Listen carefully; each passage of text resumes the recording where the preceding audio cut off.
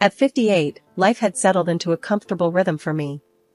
My days were filled with the simple pleasures of home life and long, leisurely walks with my husband, Tom, who had recently retired. Our son, Danny, had grown into a man of 30, married to Clara, a woman with whom my relationship could best be described as strained. Despite the friction, I held out hope that time would mend whatever rift lay between us. It was a typical Thursday afternoon when the phone rang, slicing through the quiet hum of our home. Tom was out in the yard, probably fussing over his tomato plants, and I was knee-deep in a book, enjoying the kind of peace you only get when you've retired to the outskirts of the city. Our life was simple, the way we liked it. "Hello?" I answered, expecting it to be Tom, maybe needing a hand with something outside. "Hey, Mom, it's Danny." His voice, always a bit hurried, sounded even more so today. "Danny, what's up? Is everything okay?" I sat up, my book forgotten. Calls in the middle of the day were rare. Danny's job kept him busy, and Clara, his wife, even busier with her own things. Yeah, everything's fine. Listen, I was wondering. Clara and I are getting our place renovated, and it's turning into a bigger mess than we thought. Can we crash with you and Dad for a bit? There was a hopeful lilt in his voice, but it was rushed, almost as if he was expecting a no. I paused, considering. Our small house wasn't exactly guest-ready, especially not for an indefinite stay. But this was Danny, our son, and his need echoed in me, stirring that maternal instinct that never quite fades, no matter how old they get. Well, I don't see why not. Let me just chat with your dad, but I'm sure it'll be fine. How long are we talking about here? Thanks, Mom. You're a lifesaver. Just a couple of weeks, tops. I owe you one. The relief in his voice was palpable. All right, just remember, it's cozy here. You two will need to help out around the house, okay? Of course, Mom. Thanks again. We'll bring over our stuff this weekend. Hanging up, I couldn't help but feel a mix of excitement and apprehension. It had been a while since we'd had the house full. Danny moving out had left a quiet that Jack and I had grown accustomed to, filling it with walks, gardening, and the kind of togetherness that comes with having weathered many of life's storms side by side. Tom, I called out, stepping onto the porch. Danny and Clara are going to stay with us for a bit. Tom looked up from his tomatoes, wiping his brow. Oh? What's the occasion? Their apartment's a war zone, renovations gone wild. They need a place to crash. He chuckled, a deep, warm sound. Well, it'll be nice to have some extra hands around. When are they coming? This weekend. Better get the spare room ready then. And maybe stock up on coffee, you know how Danny is in the mornings. I laughed, the sound mingling with the rustle of leaves in the gentle breeze. I'll add it to the list. The weekend came faster than expected. Danny and Clara arrived with their belongings, a whirlwind of bags and boxes that seemed to spill into every corner of our once-ordered home. Clara, always a bit on the edge, seemed even more so, her eyes darting around as if assessing whether our humble abode was up to her standards. Thanks for letting us stay. We'll try not to be in the way, Danny said, dropping a heavy suitcase with a thud. It's no trouble, dear. You know you're always welcome here, I replied, shooting a glance at Clara, who offered a tight smile in return. Life at our house had taken a turn towards the chaotic since Danny and Clara moved in. I was doing my best, keeping the place tidy and cooking meals that could feed an army, or at least that's how it felt with 2 extra mouths to feed. Clara, on the other hand, seemed to think she was on some extended vacation, contributing nothing to the household chores. Despite only working half-days, her afternoons were spent either glued to her phone or watching TV. One day, after tripping over a pair of Clara's shoes left in the middle of the living room for what felt like the 100th time, I decided enough was enough. I found her lounging on the couch, absorbed in her phone as usual. Clara, do you think you could start picking up after yourself? Maybe even help out around the house a bit? I asked, trying to keep my voice even, though inside I was boiling. She looked up at me, her expression one of disbelief, as if I'd asked her to climb Everest in flip-flops. I'm a guest here, Linda. I shouldn't have to do chores in my husband's parents' house. That's just not how it works. I stared at her, dumbfounded by her audacity. Well, in this house, we all contribute. It's not a hotel. The conversation went nowhere. Clara simply shrugged and went back to her phone, leaving me fuming. That night, I made a decision. I cooked dinner, just for Tom and me, a silent protest against Clara's laziness. When Danny came home and saw only 2 places set at the table, his confusion quickly turned to indignation. What's this about, Mom? Why aren't there plates for me and Clara? I took a deep breath, bracing myself for the confrontation. Your wife seems to think she's staying at a 5-star hotel, where the service is included. This is a family home, Danny. We all do our part. Danny's face turned red, a mix of embarrassment and anger. That's not fair, Mom. We're guests. I shook my head, resolute. No, son. You're family, and in this family, we help each other out.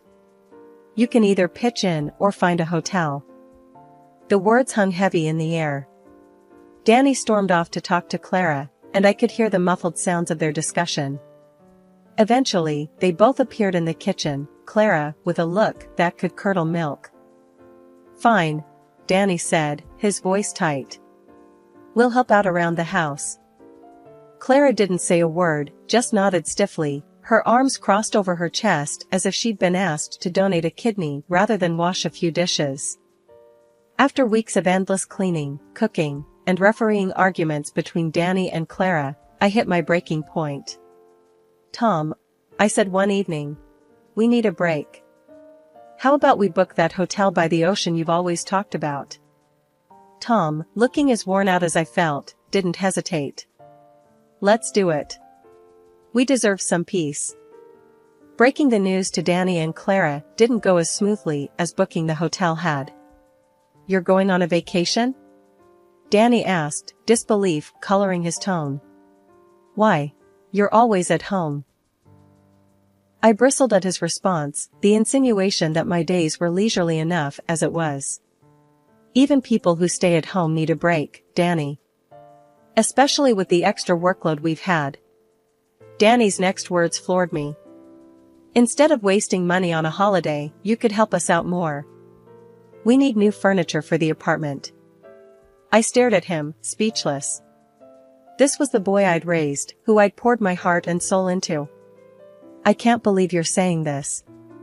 Your father and I are going, and that's final. Our trip was a balm for our weary souls. The ocean's roar, the sunsets, long walks on the beach, all of it reminded Tom and me of the world beyond our doorstep, beyond the daily grind. Returning home, however, was like stepping into a disaster zone. Pizza boxes towered like skyscrapers on the kitchen counter, empty bottles clinked together on the floor, and a general layer of dust and disarray covered everything. It looked like a tornado had swept through, deciding to make our living room its final resting place.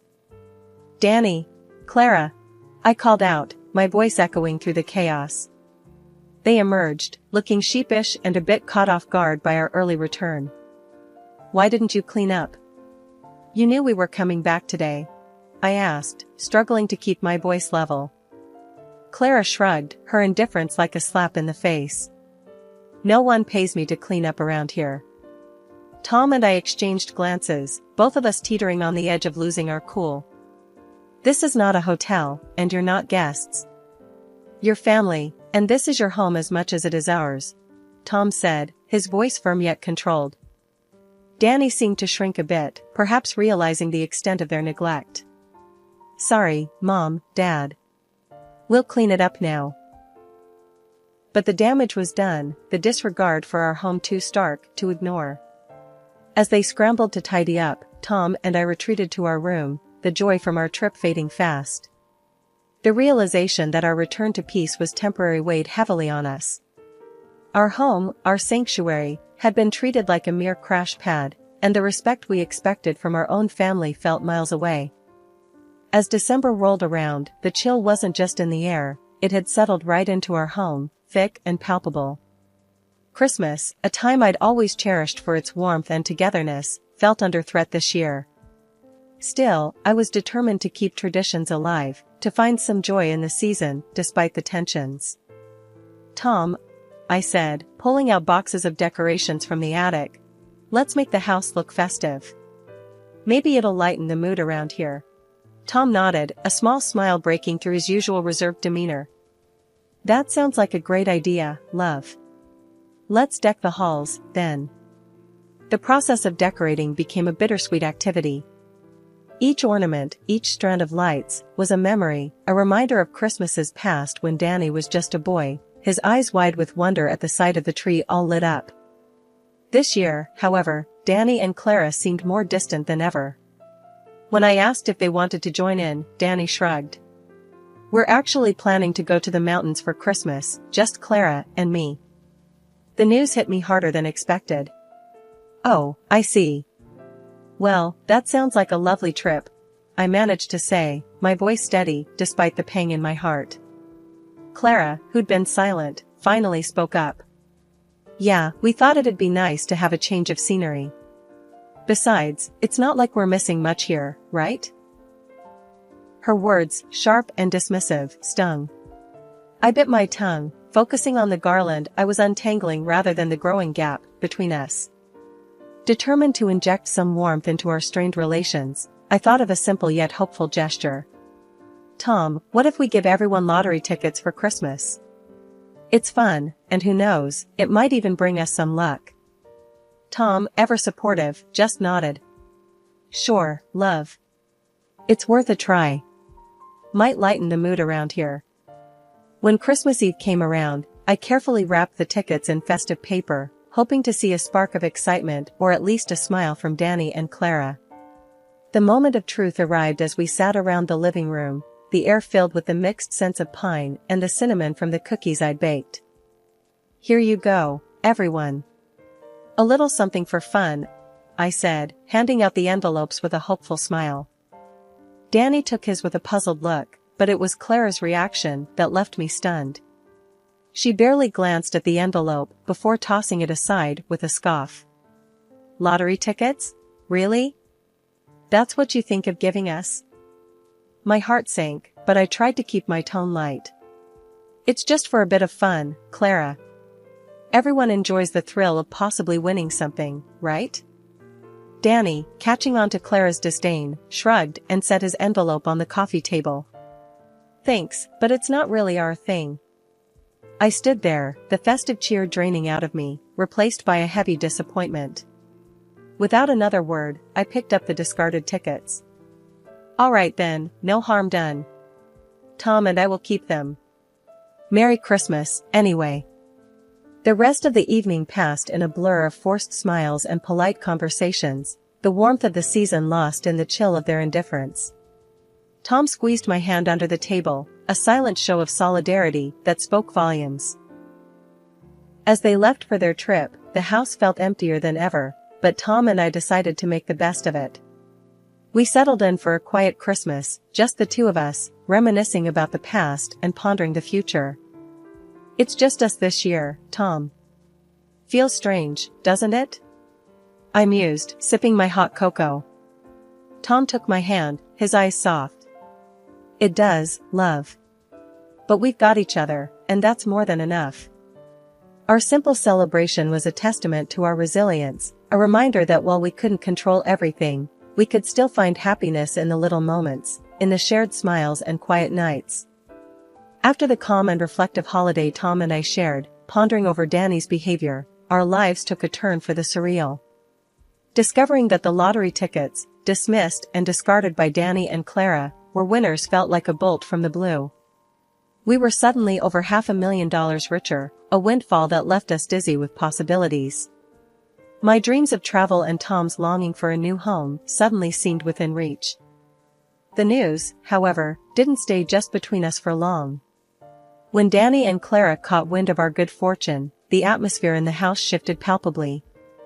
"Danny, Clara, we've got some news," I began, the winning tickets in hand. "Those tickets you didn't want? They won. Big time." Danny's eyes widened, a mix of surprise and something else, greed, maybe? So, when do we get our part? He asked, his tone eager, almost desperate. You said those tickets were our Christmas gifts, right? I couldn't help but feel a sting at his words, a reminder of their earlier disdain. You tossed those gifts aside, remember? You made it clear they meant nothing to you. Clara, never one to hold back, jumped in with her own demands. We need that money. I've been looking at cars, and... Stop right there. I interrupted, my patience fraying. You can't reject a gift and then claim it when it suits you. And as for the money, it's ours. We're thinking of traveling, maybe even buying a new home. And it's time you two found your own place.